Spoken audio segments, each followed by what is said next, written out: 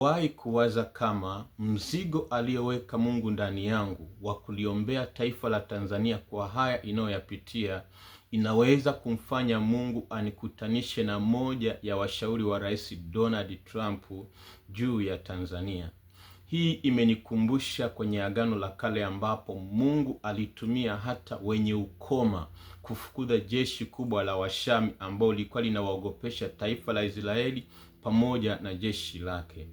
Ndio maana Paulo akasema kwenye Warumi 8:31 ya kwamba Bwana akiwa upande wetu, ni nani aliye juu yetu? Kumbe kikubwa tu ni kutafuta Mungu awe upande wako. Nitaomba niombe kwanza then niendelee. Mwenyezi Mungu na Baba yetu wa mbinguni, Mungu uliye hai, Mungu wa neema, Mungu wa upendo, wewe ambaye huliona jambo kabla halijatokea na huandaa watu na kuwasimamisha watu kwa makusudi yake, kama ambavyo uliona ya kwamba Israeli wanatakiwa kutoka utumwani Misri, ukamwandaa Musa ili awaongoze wana wa Israeli watoke kwenye utumwa Misri, ndivyo ambavyo uliona kwamba taifa la Tanzania litapitia wakati kama huu. Nawe Mungu ukunileta Marekani kwa bahati mbaya, bali kwa kusudi hili, kama ambavyo Esther ulimpeleka ikulu si kwa lengo tu kwamba aolewe, bali kwa ajili ya majira ambapo Hamani atakuwa ametangaza kuuawa kwa Wayahudi, na Esther atasimama kwenye nafasi uliompa ili awasaidie Wayahudi, akishirikiana na akina Mordekai na Wayahudi wenzake. Muda huu Bwana, nipe kinywa cha kunena, niondolee uzito katika kinywa changu Bwana, kwa ajili ya taifa la Tanzania ambalo Mungu umesimamisha watu mbalimbali kwa ajili ya Tanzania. Ninaomba neema yako kwa jina la Yesu Kristo. Amen. Nakumbuka ilikuwa tarehe 3 mwezi huu wa kwanza mwaka 2026, nikiwa naelekea mahali fulani, moyo wangu ukiwa umejaa huzuni, kwa sababu nilikuwa ninawaza Mungu alinionyesha tangu mwanzo kwamba Tanzania itapitia machafuko. Manake kama alinionyesha mapema, manake alikuwa ananipa assignment. Lakini pia Mungu alinionyesha kwenye ile ndoto ya tarehe 24 mwezi wa 6 2025 ya kwamba nimemuua mbwa, na ndipo ambapo Gwajima akatokea.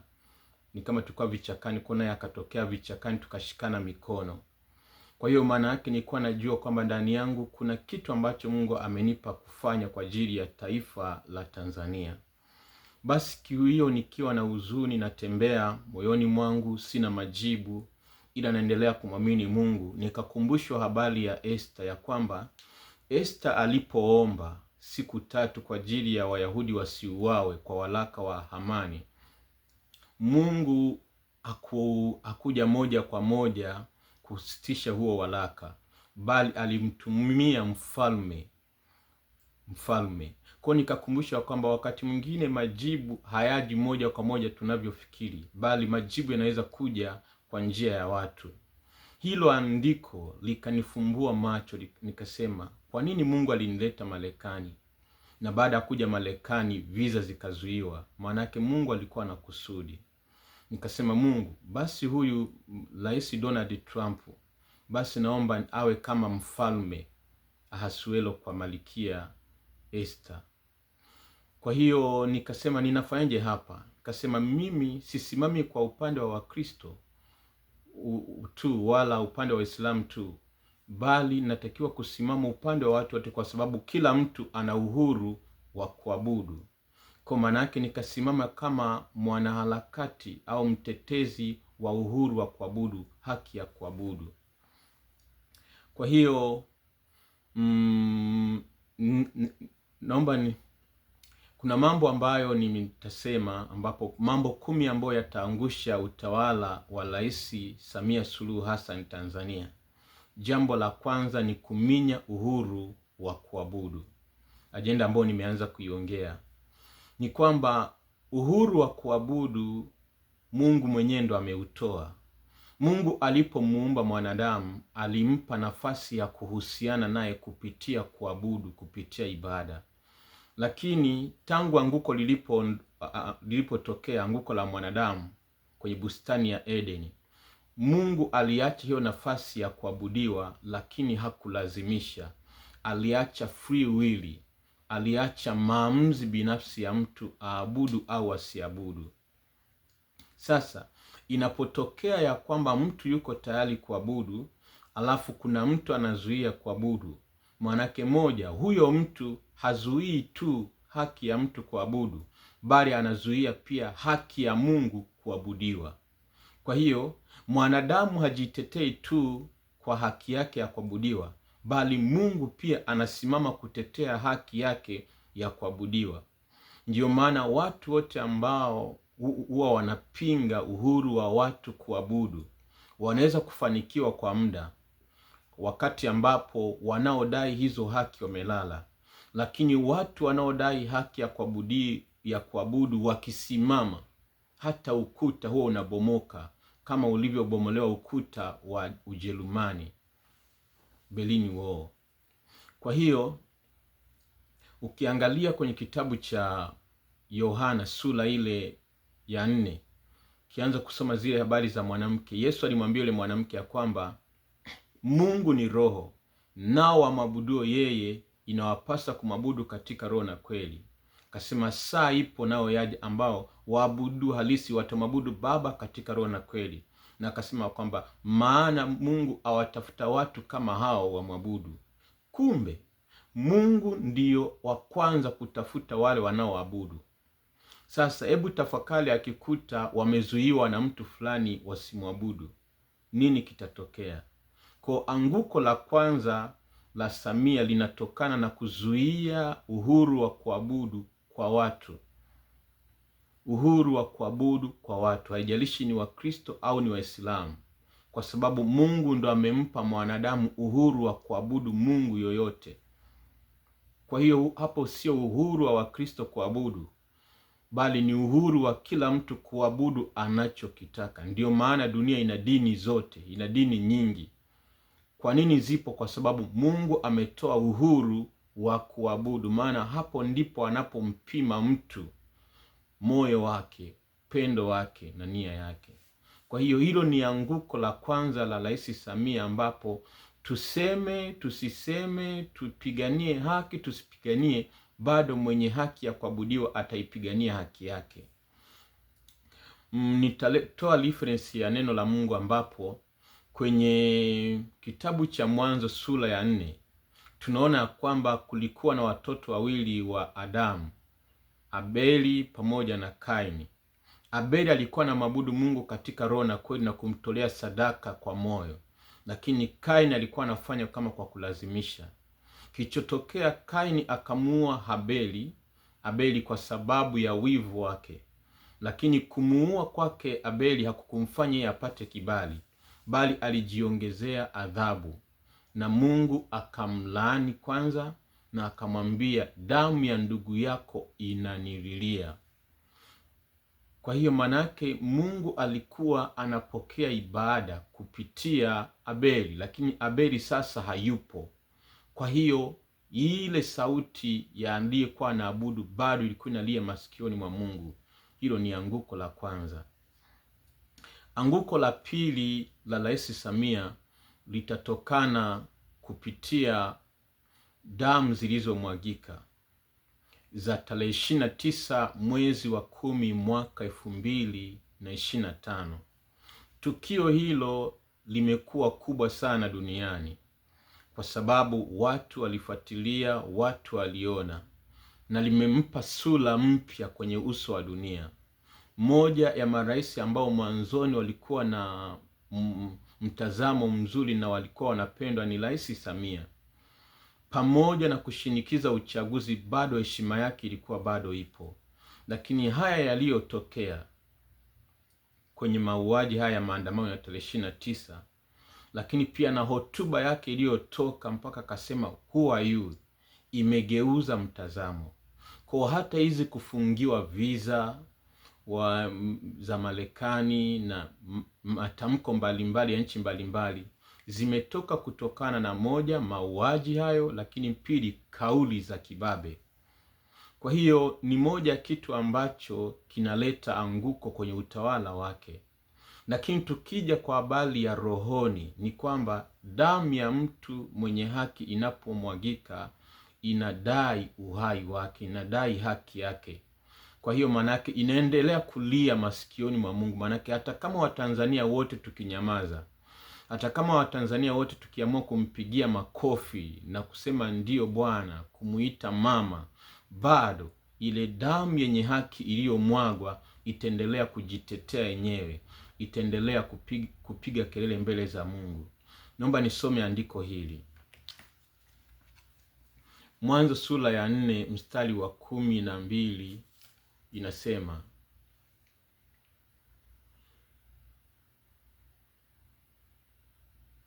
mtanzia wa 10, akasema, umefanya nini? Sauti ya damu ya ndugu yako inanililia kutoka katika ardhi. Basi sasa umelaaniwa wewe katika ardhi uliyofumbua kinywa chake, ipokee damu ya ndugu yako kwa mkono wako. Utakapoilima ardhi haitakupa mazao yake, utakuwa mtu asiye na kikao duniani. Unaona? Inasema utakachokifanya kwanza, ardhi itakuwa imelaaniwa, haitakupatia chochote. Maana yake laana inaanza kwenye kazi unaoifanya. Maana yake kama ni kwenye kazi yake ya urais, kila analolifanya anajikuta anakosea. Ameandaa hotuba nzuri, akiongea anakosea. Amechagua mawaziri, hata kama ni wazuri, anajikuta wamekosea. Yaani kuna namna tu. Kwa sababu gani? Mungu anailaani kazi unaoifanya. Manake hiyo kazi ambayo ulitakiwa ikubariki, ndio hiyo kazi ambayo inaendelea kukupeleka kwenye anguko lako. Mfano, hata haya mnaoyaendelea, mara watu wanajitokeza ni Walomani, wanaenda kushtaki kwa Papa. Bado hiyo ni kwamba ni dalili za Mungu kulaani ufalme, kulaani kazi ya mikono, kama ilivyokuwa kwa Kaini. Manake kila unalolifanya litakuwa linakupeleka kwenye anguko lako. Mfano, moja ya dini kubwa zenye nguvu duniani ni Walomani. Then unapeleka watu wa uongo kushtaki watumishi wa Roman Catholic. Unawashitaki kwa mwajiri wao mkuu. Na wewe kuna vitu ambavyo vimetokea mbele. Wakifuatilia ni kwamba walikuwa wanatetea uhai wa watu. Kwa moja manake hata kama watu walikuwa wameamua kunyamaza wamwachie Mungu, Mungu anainua watu wengine. Kwa hiyo ni moja ya dalili za laana, dalili ya damu zilizomwagika ambazo zinaendelea kunena. Lakini pia maandiko yanasema kwamba utakuwa mtu wa kukataliwa. Manake huyu mstari wa 12 inasema, utakapoilima ardhi haitakupa mazao yake, utakuwa mtolo na mtu asiye na kikao duniani. Unaona? Utakuwa mtolo na mtu asiye na kikao duniani. Mtu asiye na kikao duniani. Kikao ni sawa na kusanyiko, watu kukukusanyikia, watu ambao wanaweza kukupambania. Unaona? Kwa hiyo mfano leo Rais Samia Suluhu Hassan hana uhuru wa kutembelea nchi ambazo mwanzoni alikuwa anazitembelea. Nini? Laana ya damu zilizomwagika. Haya, sababu ya tatu au jambo la tatu ambalo litaangusha utawala wa Rais Samia. Jambo la tatu ni kutengwa kwa wenye haki. Ni kwamba wenye haki wanapotengwa hupata nguvu ya kusimama kudai haki zao. Leo hii wenye haki hawana nafasi kwenye taifa la Tanzania. Alafu wale ambao wanatetea uovu ndo wana nafasi kwenye serikali ya Tanzania. Hii inaendelea kuchochea nguvu kwa wenye haki. Kwa sababu unapomtenga mwenye haki, anaenda kuungana na wenye haki wenzake, wanapata nguvu, wanasimama. Mfano, leo watu wameendelea kurejea kauli za waziri wa mambo ya ndani Simbachawene kwamba ni wapi alikosea. Maana kuna kauli ambazo zilikuwa zinaleta mshikamano wa kitaifa, na alikuwa haongei kwa lugha za kiamri, lakini alikuwa anaongea kwa lugha ambazo za kujenga. Sasa watu wakiona kwamba umemondoa mahali hapo, manake wanaona kwamba kumbe sasa hapa hakuna haki. Manake hata yule ambaye alikuwa ameamua kunyamaza Mungu anampa ujasiri wa kusimama kuongea. Lakini hata huyo ambaye umemwondoa, hata kama utamwambia, bado mtu kumtoa kwenye nafasi fulani kwake pia anajisikia vibaya, manake yeye pamoja na wengine wanapata nguvu, maana kila mmoja na wafuasi wake. Kwa moja anguko lengine ni kuwatenga wenye waovu, kuwatenga wenye haki na kubaki na wale ambao ni wanafiki. Hiyo inasaidia kuwapa wenye haki nguvu kubwa ya kusimama na kutetea. Lakini jambo la 4 ni maombi ya wenye haki. Maombi ya wenye haki. Maombi ya wenye haki ni kwamba tangu mwanzo Mungu alionyesha taifa la Tanzania tutapitia wakati huu, ila option ilikuwa ni kwamba tukiomba hatutapitia, na unabii uko wazi. Yule mtumishi ni kama sikosei wa Zimbabwe, na ilikuwepo mpaka ishara kwamba ndege itakayoanguka kwenye hiyo nchi itapitia mabadiliko. Kama waombaji wakiomba, basi hayo mabadiliko yatatokea bila kumwaga damu. Lakini kama hawataomba, ndege hiyo ikianguka na watu wakafa, basi mabadiliko yatatokea kwa kumwaga damu. Manake tayari Mungu alikuwa ametoa njia ya namna gani mabadiliko yatakuja. Maana yake mabadiliko ya Tanzania yanakuja kwa njia ya rohoni kwanza. Maana kabla hatujayaona haya ya mwilini, kuna mamlaka katika ulimwengu wa roho kwa Tanzania. Kwa inatakiwa hiyo mamlaka katika ulimwengu wa roho kwa Tanzania ibadilishwe kwanza, ndipo ambapo mabadiliko huku mwilini yatokee. Maanake tunayoyaona, mifumo tunayoiona leo ya CCM ya nchi, yamkini sio mifumo tu ambayo ipo hapa tu nchini, bali imeanzia rohoni kwenye maagano. Ndiyo maana Mungu alitutaka tuanzie kwenye maombi kwanza kama taifa. Lakini pale ambapo tulipoacha kusimama, na kuna watu ambao nimekuwa nikisema mara kwa mara, Mungu nionyeshe kwenye nafasi zao wasimame. Hata nilikuwa bado sijasikia huo ushuhuda wa mtumishi huyo aliyetoa unabii. Niona Askofu Gwajima na Dickson Kabigumila. Manake Mungu alikuwa ameandaa mpaka watu ambao watasimama.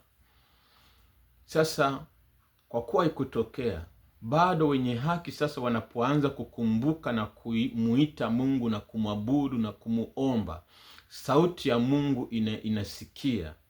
Mungu anasikia na anaanza sasa tena kufanya. Kwenye kitabu cha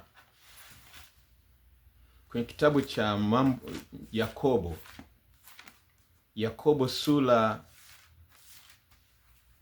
ya 5 na ule mstari wa 16 hadi 17, neno la Mungu linasema hivi.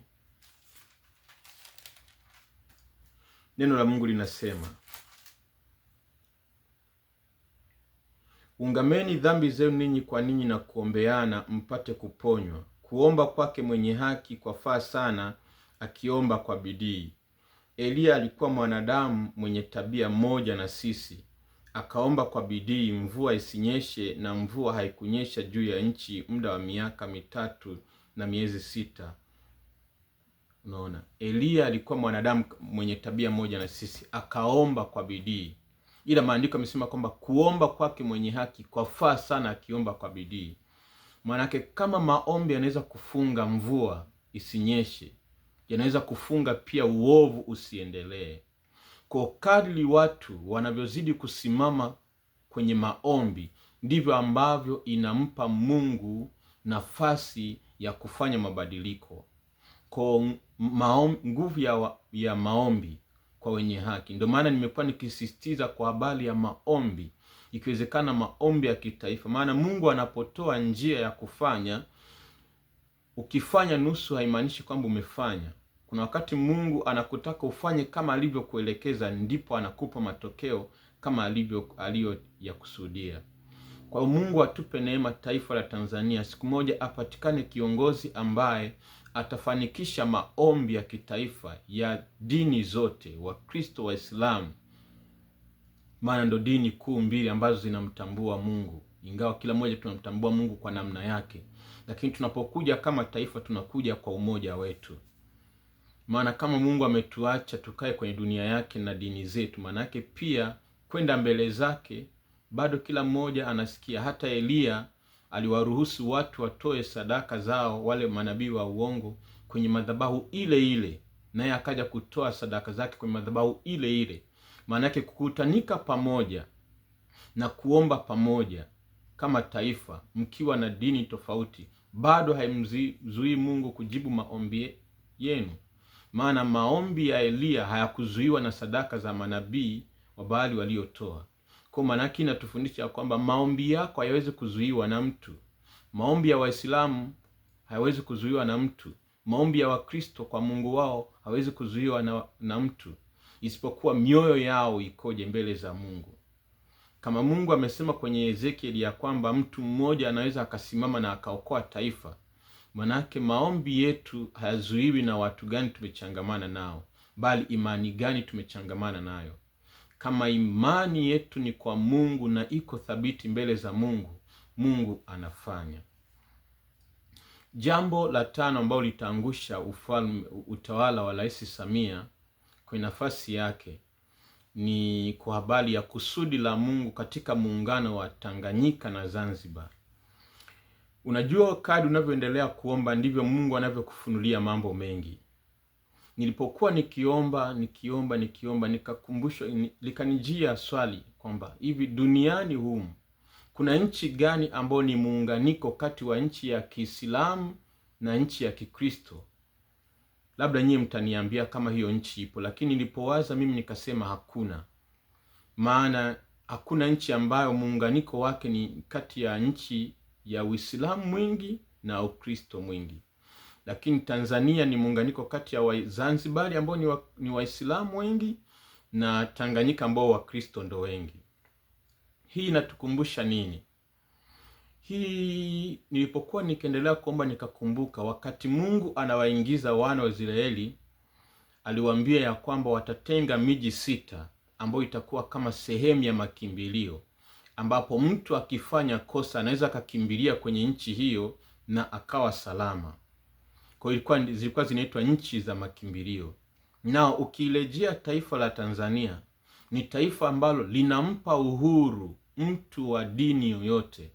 Manake Muislamu kutoka taifa lingine anaweza akaamua kusafiri kuja Tanzania na akaenda kwa Waislamu wenzake na akawa na amani. Mkristo anaweza akatoka nchi huko anakotoka akaja Tanzania na bado akawa na amani, akatafuta mikoa ya Wakristo na akawa na amani. Ndio maana hata amani ya Tanzania wakati mwingine sio akili zetu, sio juhudi zetu, kuna kusudi la Mungu. Unaona? Sasa ukiangalia manake kulikuwa kuna kusudi la Mungu la muungano huu. Mambo mengine huwa hatuwezi kuyajua. Unaweza ukashangaa kuna utawala mmoja unaweza ukaja Tanzania na ukaishinikiza, ukatoa pendekezo kwenye dunia ya kwamba tunahitaji kuwa na nchi ambayo itakuwa ni mahali ambapo hata kama pakitokea machafuko, mtu akienda mahali hapo ajihisi salama, na ikapita kama ilivyokuwa kwenye Agano la Kale. Naomba nitawasomea kitabu cha Hesabu 35.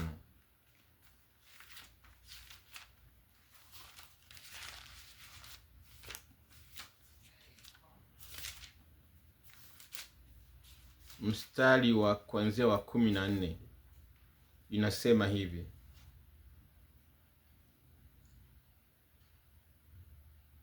mtawapa miji 3 ng'ambo ya pili ya Yordani, na miji 3 mtawapa katika nchi ya Kanani. Miji hiyo itakuwa ni miji ya makimbilio.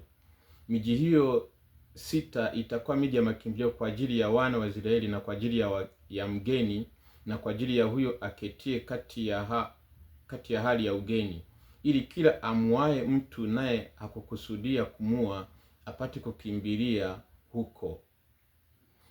Naona. Kwa hiyo kwenye Biblia kulikuwa kuna nchi ya makimbilio kwa wana wa Israeli. Kadhalika ukiangalia Tanzania ina hiyo picha ya nchi ya makimbilio, kwa sababu Tanzania imeshiriki kwanza kwa habari ya ukombozi wa nchi nyingi za Afrika, ambapo walikuwa wanakimbilia Tanzania ili wapate uhuru wao. Lakini sio tu makimbilio kwa ajili ya wakombozi wa mabara mataifa ya Afrika, bali pia hata vita vilipotokea, wakimbizi wengi wamekimbilia Tanzania kwa sababu ilikuwa ni nchi ya amani. Kwa hiyo hizi nchi tunaweza kuziona tu kwa jicho la nje, lakini kila nchi ipo kwa kusudi mbele za Mungu. Maana kumbuka, mbele za Mungu hakuna linalotokea duniani kwa bahati mbaya, kwa kushtukiza. Kila kinachotokea ni kusudi la Mungu. Umewahi kuwaza kama bara la Afrika kugawanwa kwenye ile Berlin Conference ilikuwa inawakilisha kama vile Yesu ambapo alipotaka kusulubiwa waligawana mavazi yake? Uliwahi kuwaza? Uliwahi kuwaza kama Mungu ana ajenda ya kwamba Afrika itaungana siku moja? Maana kwenye Biblia imeandikwa, na leo ukiangalia harakati zimeshaanza. Kwa kila kitu kipo. Mungu alijua Afrika itagawanwa, lakini alijua kuna kampeni zitakazoinuka za kuiunganisha Afrika. Hapo sasa sijui kama itafanikiwa kuunganika au ndio itakuwa ni mwanzo wa vita vya 3 vya dunia ambavyo vinaandaa kuja kwa Yesu. Kwa hiyo inabidi uendelee kujiandaa. Unapoona vita hivi, kumbuka pia kwenye kitabu cha Agano Jipya inasema Yesu akikaribia kuja, vita vitakuwa vinatokea na fununu za vita. Maanake vita moja ikiwa inaendelea, kuna fununu nyingine ya vita inaendelea. Na leo tuko kwenye hizo dalili. Kwa hiyo yanapotokea hayo, usibezi tu kupambania Tanzania. Jiandae pia rohoni. Umejiandaaje? Kwa hiyo nitakuja kumalizia na mambo mengine matano, likiwemo la ndoto niliyoota ya maandamano. Nitaelezea vizuri maandamano, moja ya kitu ambacho kitaangusha pia utawala wa Rais Samia. Maana Mungu alipotaka kumwadhibu Daudi alimpa option. Maanake pia kuna wakati ambapo Mungu anapotaka kuondoa kitu anawapa option. Nakumbuka nikiwa mwanzoni kabisa nilisema option ya kwanza ni kanisa tuombe, taifa tuombe. Option ya pili, kama tuombi kama ambavyo Mungu anataka, basi ataruhusu njia ya maandamano ambayo sio salama kwetu. Kwa hiyo tuna nafasi. Nihitimishe kwa kuelezea kwa ufupi juu ya kile ambacho nilisema kwa bali ya Mungu kunikutanisha na moja ya washauri wa Rais Donald Trump. Kwa kweli ndani yangu wakati namuomba Mungu, nikamwambia Mungu, ulinipa jukumu hili, endelea kuniongoza. Nikakumbushwa ndoto niliyoota tarehe 13 mwezi wa 12 mwaka 2025 kwa habari nilipoona Wakristo, vijana wa Kristo na wa Kiislamu wakiwa pamoja wanadai uhuru, ukombozi wa Afrika, ila baadaye wakawa wanagombana kupitia imani zao. Maana yake Waislamu wakawa na umoja wao, yani wanadai ukombozi, lakini pia wanadai pia maslahi, wanadai ukombozi lakini pia wana ajenda ya dini yao. Wakristo wanadai ukombozi kwa Wakristo walikuwa wanadai ukombozi wakiwa na nia moja ukombozi, ila Waislamu wakawa na nia, ajenda binafsi pia kwa ajili ya dini yao. Baadaye nikawa nimeenda pale kusudi kuwaamua na kuwaunganisha. Kwa nikiwa kwenye maombi nikakumbushwa ndoto ya kwanza kabisa ya tarehe 24 mwezi wa 8 2023 ilionyesha kwa habari ya Waarabu wakati ule kusaini mkataba wa DP World, bandari ile kukabidhiwa. Niliota kwamba Waarabu wanaingia Tanzania na wanaanza kutufukuza kwa bunduki. Sasa mwanzoni huo wakati sikuielewa sana hiyo ndoto, lakini wakati huu pia hiyo ndoto ilipojirudia ikaendelea kunikumbusha. Kwa kwenye maombi nikaendelea kupewa tafasiri kinachoendelea Tanzania. Kwa hiyo nikaona kwamba kuna vitu vinafanyika, lakini nyuma yake pia kuna ajenda za dini ya Kiislamu ambao sio kwa wote, ni ajenda ambazo wachache wamezibeba ndani yao wakiwa na malengo. Kwa nikakumbushwa kupitia hilo ndoto kwamba sikusimama upande wa Wakristo au upande wa Waislamu, nilisimama upande wa kuwaunganisha. Maanake nikajua okay, kumbe ajenda ya Mungu sio kutugawa taifa la Tanzania, sio kutugawa kwa dini zetu, bali kutuunganisha kwa dini zetu. Kwa hiyo nikasema okay, maanake nikasema ili kuweza kufanikisha hili lazima maanake nilipeleke kama nilivyo, kwa kuwa Mungu amenipa nafasi hiyo. Kwa maanake kupeleka kwamba sio kwa habari ya kudili na watu fulani, bali ni namna nzuri ya kuamua ambapo taifa litabaki salama. Kwa hiyo moja ya kitu ambacho nimeeleza ni kwamba moja, tusimlaumu Rais Samia moja kwa moja. Kwanza tulaumu katiba yetu inayotuongoza, kwa sababu katiba imempa uhuru mpaka wa kufanya mambo hayo. Kwa hiyo inawezekana hata kama ningekuwa mimi, ningefanya vitu ambavyo ni ovyo kwa sababu ya katiba inayoniamulia. Kwa hiyo lengo sio kama mtazamo wa wengine ambao wanaweza kuwaza kwamba labda aje kudakwa kama Madulo. Hapana. Lengo ni kwamba tunatafuta umoja wa kitaifa. Lakini pia Mungu anapofungua mlango kwenye kitu fulani, ana njia zake za kufanya. Kwa kikubwa tuendelee kuombea taifa la Tanzania. Kama ninavyosema, Mungu akunionyesha anamuua Rais Samia Suluhu Hassan, kwa siwezi nikaombea afe. Na hata kama angekuwa ameonyesha hilo, halinihusu, hilo ni la Mungu. Kwa mimi ninachotamani, furaha yangu ni kumuona Rais Samia anafurahia upendo wa Wakristo, kwamba kweli Mungu wenu ni Mungu wa upendo. Maana hamjasimamia ni nyongwe, hamjasimamia hiyo hivi, bali mmenitangazia msamaha. Kwa hiyo hata tunaposimama kudai haki kama taifa, tunataka tulilete pamoja. Usimwangalie huyu alikosea sana anastahili kufa, bali tunalileta taifa kwa pamoja, pamoja na maovu yetu. Tunampeleka Mungu, ndo anayeweza kusamehe dhambi zote, na hata asiposamehe ana muda wa kumchukua mtu. Lakini tukienda kwa shinikizo kwamba huyu anatakiwa anyongwe, huyu anatakiwa kufanya, watanyongwa watu sawa, lakini hatutalipata taifa likiwa moja. Lakini tukiwa na mtazamo wa Mungu ya kwamba Mungu kusudi lake sio kumnyonga mtu. Maana maandiko yanasema Mungu aliupenda ulimwengu. Maanake Mungu alipokuwa na upenda ulimwengu, hakuupenda ukiwa wenye haki, aliupenda ukiwa wenye dhambi. Kwa Mungu anatupokea tukiwa wenye dhambi. Lakini pia kwenye ujumbe huu wa DP World, kama kuna mtu atafanikiwa kusikiliza mpaka mwisho, mtamkumbusha kwa habari ya, mtamkumbusha wakili Boniface Mwabukusi na Watanzania wote tuendelee kusimama kurudia mkataba wa DP World. Maana kuna mambo mengine Mungu huwa anayafunua kwa sababu anaona kusudi liloko nyuma ya hilo jambo. Ni heri bandari tubaki nao Watanzania, Wazanzibari na Watanganyika, tukiiendesha sisi bila kujali dini zetu, kama ndani yake kuna siku moja inaweza ikatupa kwenye hatari.